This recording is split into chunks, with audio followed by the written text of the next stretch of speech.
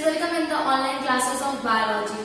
So as you all know that we are going to discuss about lesson ecology and environment, and approximately I have finished all the major topics, and today I am going to conclude this chapter with the remaining topics of this lesson. So the last factor which we are going to discuss today is topographic factors. We are discussing about factors which affect our ecology, which affect our environment. So today is the last factor which affects, and that is topographic factor. What are the topographic factors? So basically the factors are concerned with the physical geography of Earth in the area. Physical geography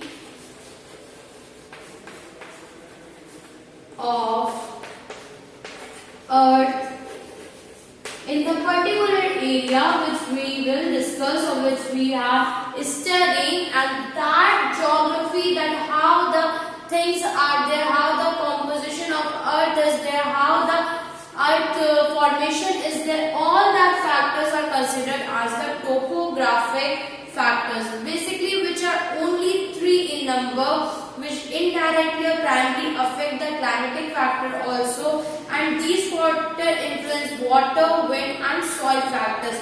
And some topographic factors, there are only 3 in number, which affects our different kinds of environment. So the first is altitude of place.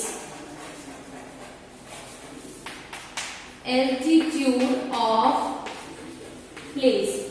How the altitude of place can affect any factor? Basically, when the altitude may vary, temperature starts to vary from place to place. Temperature decreases with an increase in altitude. For example, when you go up on the mountain, when you are going to up on the mountain, the temperature is going to decrease there. The temperature is going to decrease there with the altitude of the place. On mountains, for every rise of 1000 meter, when you go up 1000 meter, then the temperature of 6 to 7 degrees Celsius is became lower. For every 165 meter above the sea level, 1 degree Celsius temperature became lower. There is more rain and high wind velocity on high mountains. As you know that when you go on hill stations, there the rainfall is quite a normal thing, because with the high range of mountains, the rainfall and wind velocity may dependent on them. Temperature, rainfall and wind velocity all affect vegetation at given place, and where altitude of plane directly influences temperature, wind velocity and rainfall. So all these things, when temperature, wind velocity or rainfall is influenced, all these things directly influences the vegetation of that place. So that is how, as altitude of place changes, temperature may vary, rainfall may vary and wind may vary, and according to these the vegetation of that place will be affected. So that is the first topographic factor which affects the environment. The next topographic factor which is going to affect the environment is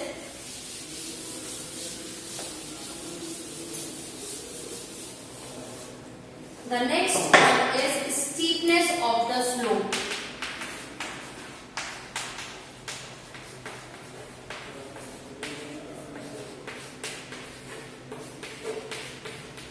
This is also the major topographic factor which affect the environment.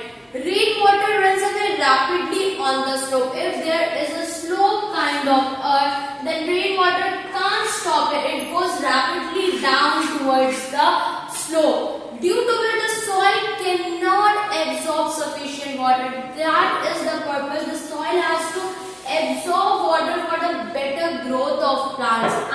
But if there is a soil kind of geography was there, then the rainwater doesn't stop there. The rainwater may fall down from there, and therefore the soil remains dry. the possibility of soil erosion also increases with the slope. So few plants grow on slopes only because the slopy part of the earth cannot absorb water, cannot stop water for itself. Therefore, their two problems will be caused. Soil erosion will be there and less of plants will grow there. Next thing, and the third last thing which affects the topographic factor is direction of the slope.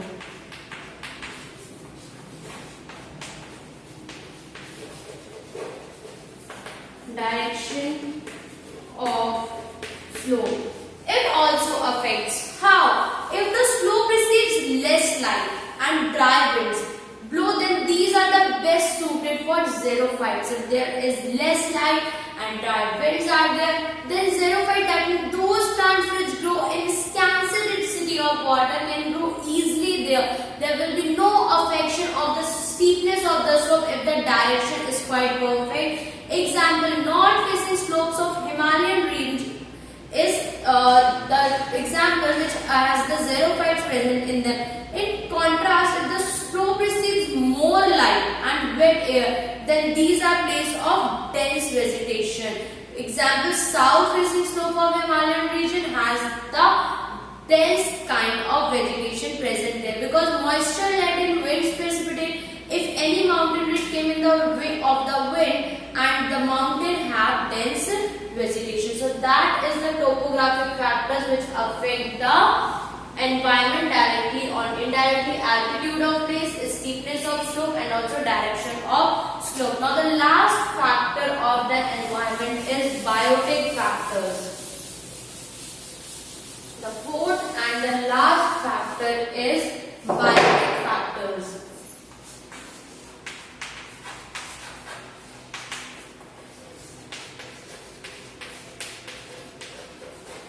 So what are biotic factors? Basically, biotic means now that we are going to talk about the living things, the living beings, the living interaction between the environment. So first interrelation which occurs in the environment, which is biotic, the first interrelation between plants and animals.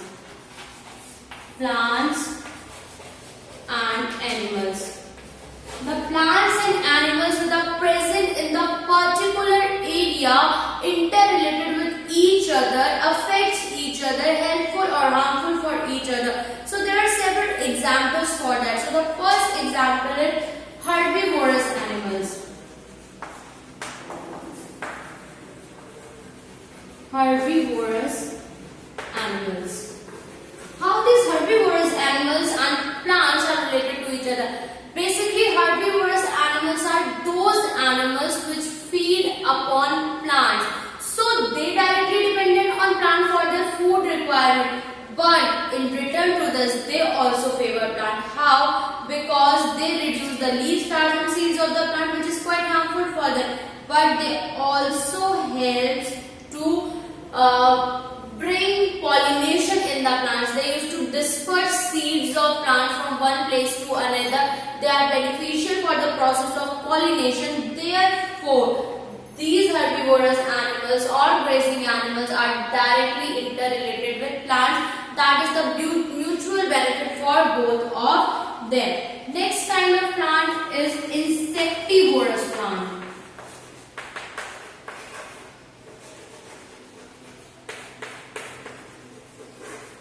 What is the relation of insectivorous plants? Basically, insectivorous plants are those plants which grow in the soil which is deficient in minerals, the soil where minerals are not present. So to fulfill their mineral requirement, they are carnivorous in nature. They are insect-eating plants. For example, two examples of plants are the Venus flytrap and pitcher plants. Let's talk about pitcher plants. So pitcher plant has a plant which has a pitcher kind of leaf. Somewhat this kind of leaf is present in that.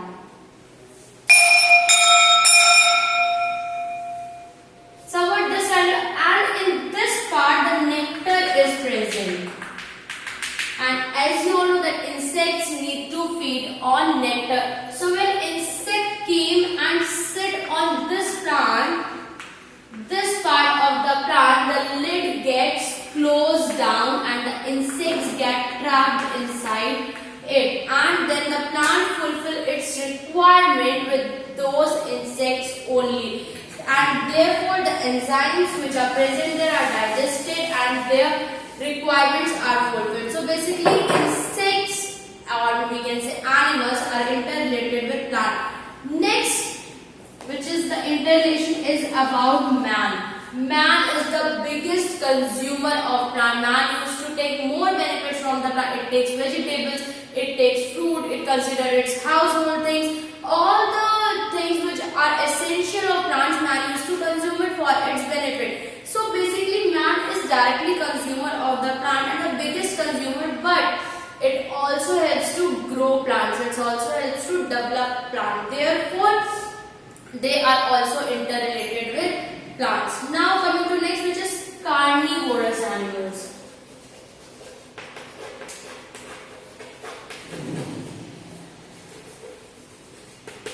Okay, carnivorous animals are there, but carnivorous animals help the plant indirectly, because carnivorous animals are those animals which feed upon herbivorous animals. So when they feed upon herbivorous animals, the quantity of herbivorous animals became less, and therefore the animals which are going to eat plants became less in number, and therefore they are indirectly helpful for the plants. Sometimes ants also help the plant. How? Ants used to make their home in the plant, and when they make their home in the plant, the animals used to keep away from that thing, and therefore to protect themselves, and therefore ant got its home and plants got safety because of ants, which considered as interrelationship between them. So that is all about the relationship between plants and animals. Now going to discuss about second relationship, which is the biotic factors, in which the relationship is between plants and particular area.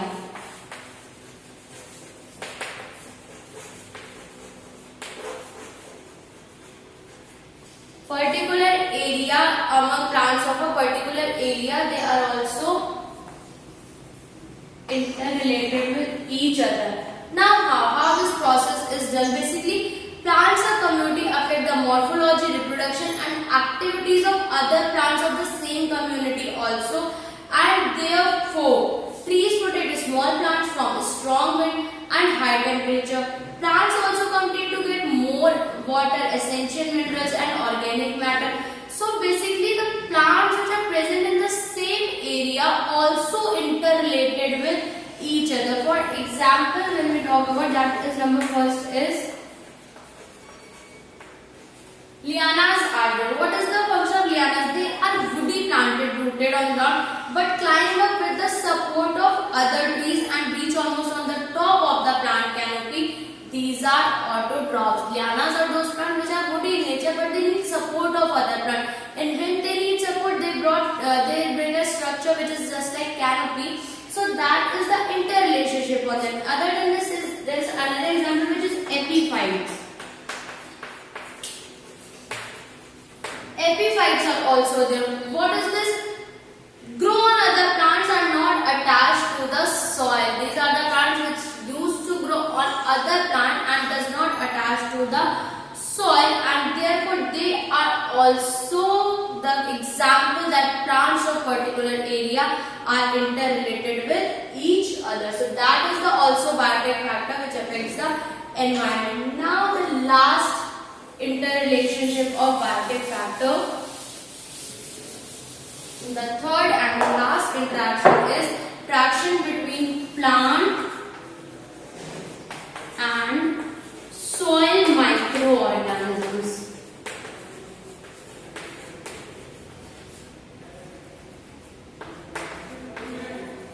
That means the plant where is going in the soil. So in the soil, different microorganisms are present there, and that microorganisms are also associated with the plants or interrelated with the plants in one kind or the other. For example, the roots of some plants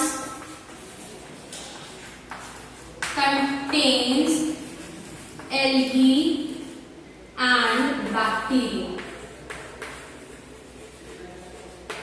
So basically algae and bacteria are microorganisms, but these are present on the roots and they provide nitrogen or other substances to the plant. Because of this algae and bacteria, the nitrogen requirement of the plant is fulfilled. So they are helpful for the plant. And in returning the favor, the plants provide food to these algae and bacteria. They are giving nitrogen to them,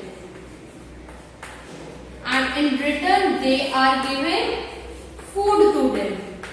So basically this is the interrelationship between them, the symbiotic relationship between them, that they are helpful for each other in one way or another. The other good example of the symbiosis is lichen.